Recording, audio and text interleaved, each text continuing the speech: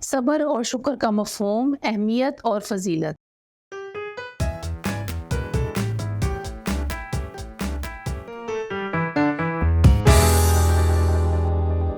अस्सलामु अलैकुम अज़ीज़ तलबा व तालिबात। आज हम सब्र और शुक्र का मफ़हूम, उसकी अहमियत और फ़जीलत पढ़ेंगे।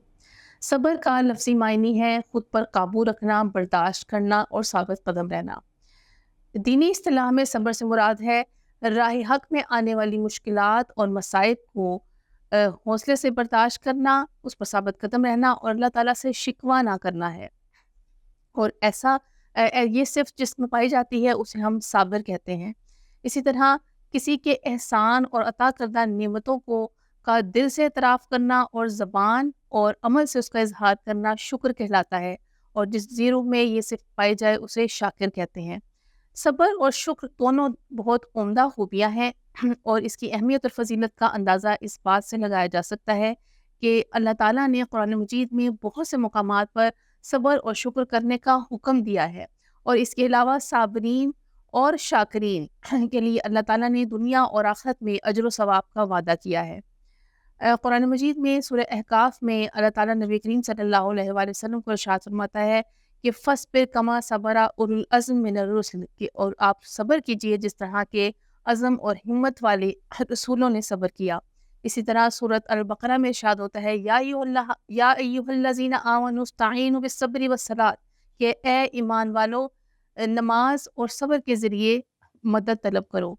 सूरत इन्फाल में इरशाद होता है वस्बिरु इन्नल्लाह मअस साबिरीन, और सब्र करो बेशक अल्लाह ताला सब्र करने वालों के साथ है। नबी करीम सल्लल्लाहु अलैहि वसल्लम की एक हदीस है जिसमें अल्लाह ताला का फरमान है कि अल्लाह ताला फरमाता है कि वो शख्स, वो बंदा मोमिन जिसकी कोई चीज़ अजीज़ चीज़ मैं दुनिया से उठा लेता हूँ और वह सवाब की नीयत से उस पर सब्र करता है, तो उसका अजर मेरे यहाँ जन्नत के सिवा कुछ नहीं।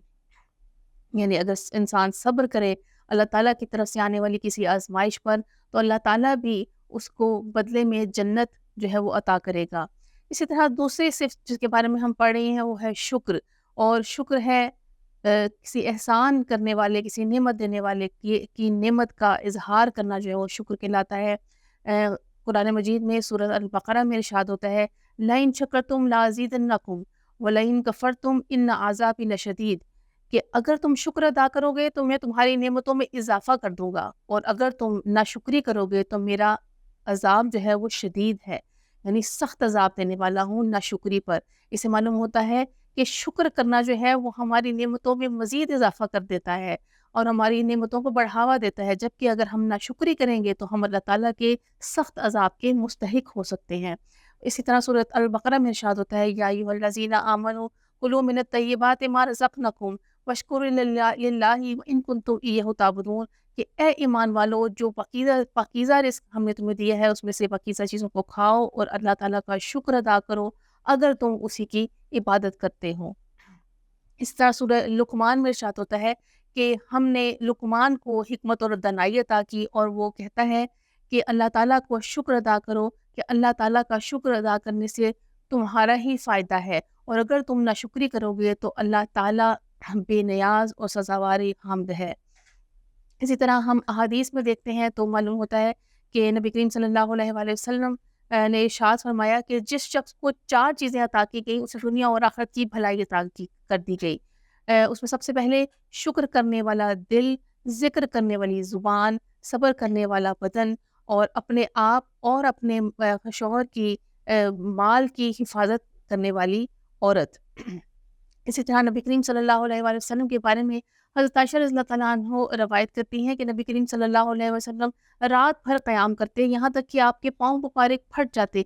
तो आप अर्ज़ गुज़ार हुई नबी करीम सल्लल्लाहु अलैहि वसल्लम से कि आप इतनी मुशक्क़त क्यों करते हैं? तो नबी करीम सल्लल्लाहु अलैहि वसल्लम ने इरशाद फरमाया, क्या मुझे ये पसंद नहीं कि मैं अल्लाह ताला का शुक्रगुज़ार बंदा बनूँ?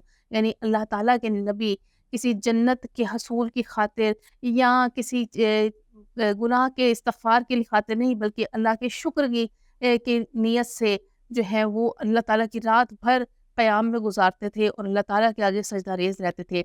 नबी करीम सल्लल्लाहु अलैहि वसल्लम का इरशाद है कि जो शख्स बंदों का शुक्रिया अदा नहीं करता उसने अल्लाह का शुक्र भी अदा नहीं किया। यानी अल्लाह का शुक्र अदा करने का एक तरीका बंदों का शुक्रिया अदा करना है।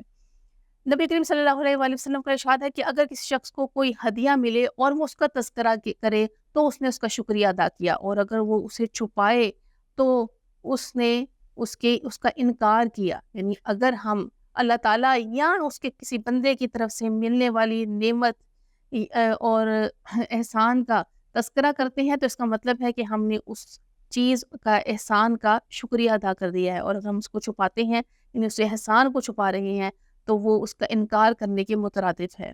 اللہ تعالیٰ ہمیں صبر اور شکر دونوں صفات کو اپنے اندر پیدا کرنے کی توفیق عطا فرمائے۔ اللہ حافظ۔